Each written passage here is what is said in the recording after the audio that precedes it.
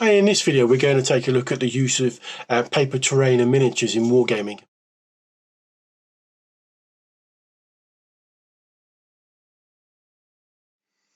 Wargaming has long been a hobby associated with intricate miniatures, figures and elaborate built terrain setups. However, for anyone that's looking to dive into the immersive world of wargaming without burning a hole in their pocket, then the use of either paper terrain or miniature has emerged as a really good and a cost-effective way of jumping into a new game or into the hobby as a whole.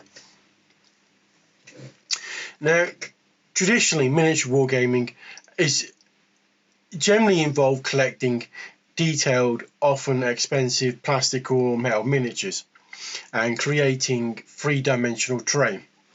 However, paper crafting has kind of changed that game a bit, and it allows hobbyists to create stunning visuals on a much more sort of budget scale.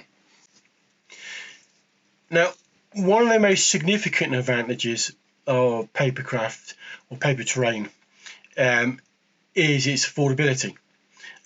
Paper miniatures and terrain are considerably cheaper than their plastic or metal counterparts, making it much easier for anyone that's new to the hobby or is looking to jump into a new genre of the hobby, an easy way and without breaking the bank. Similarly, paper terrain templates are often for free or a fraction of the cost of pre-made physical terrain. This is quite cost effective, and it also allows wargamers to build quite large table of battlefields without breaking the sort of budget. Now, paper crafting is pretty much accessible to everyone, regardless of the artist's skill. With a printer, some cardstock paper, some basic crafting supplies, the majority of hobbyists can create pretty detailed miniatures and terrain pieces from the comfort of their own home. And there are plenty of online communities and forums out there that provide a wealth of free templates and tutorials, making that learning curve for anyone that's new to the hobby really quick and easy. Now, paper crafting allows for a high degree of customization. If you want a specific army or terrain type, you simply find or create the templates that suit your vision. This flexibility extends to resizing, color schemes and additional details, and it enables wargamers to bring their unique ideas to life. Now, paper miniatures and terrain are incredibly lightweight, and they're pretty easy to store. And this makes them ideal for gamers with quite a limited space, or those who want to take their battles on the road. The convenience of folding and storing paper or card craft pieces is quite a stark contrast to the more bulkier, more fragile nature of traditional models. Most of them will need to be put into a hardened case to protect them and things like that, whereas paper crafted terrain aren't as requiring robust storage. Now, to begin your papercraft wargaming journey, you kind of need to gather some basic materials.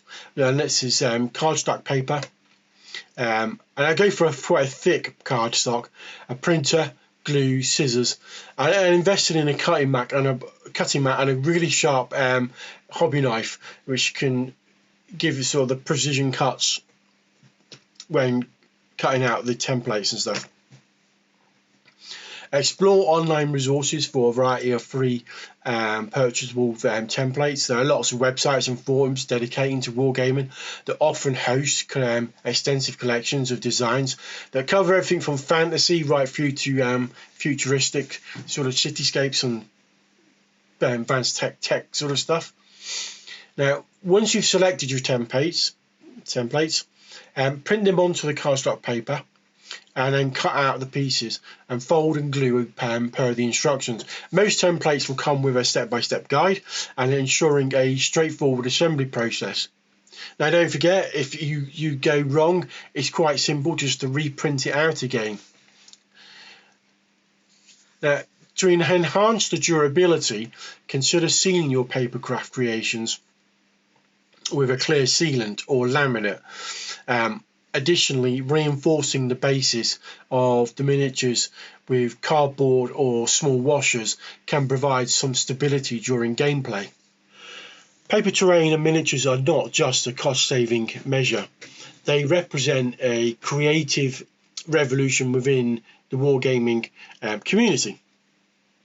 Assembling an army and constructing a battlefield can be as much a part of the hobby as the gameplay itself.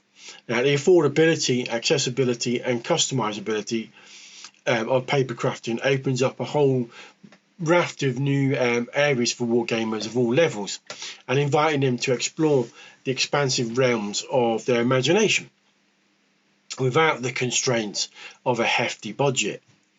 So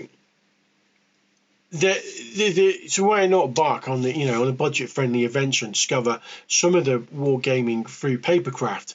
I mean, if you're looking to start a new genre, a new historical period, a good way might be to start with a paper-based army of miniatures, and using paper terrain, and then build your metal or plastic army figures up as you go. Putting the table together, a good way is to start with paper built terrain, and then slowly, as your budget increases and your time increases, replace those paper crafted buildings with scratch built or kits bought kits such as plastic or MDF. And paperweight is a great way of filling a big space. So if you were doing a city and you wanted to do a large 6x4 city table, papercraft is probably a really good and easy way of doing it, especially if it's a one or two. It's a one-time game. You're not going to be playing that same sort of table on a regular basis. You just want a one-off game in a city. Papercraft is probably a really good way of doing it. You can lay down all the buildings for the table, and you don't have to worry about having to store those buildings afterwards. I mean, theoretically, you could just fold them up and put them in a box, or you could literally go, well, we're never going to play this again. We don't need these again, and I'll just get rid of them into recycling bin. Anyway, that's all for this week.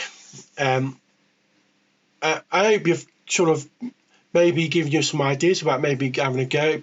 If you have never used paper terrain or miniatures, maybe sort of having a look into it, and maybe having a experiment, and maybe chucking some paper terrain down on the table to see if it works for you. Yeah, that's all for this week. Don't forget to like, subscribe, and I'll see you next time.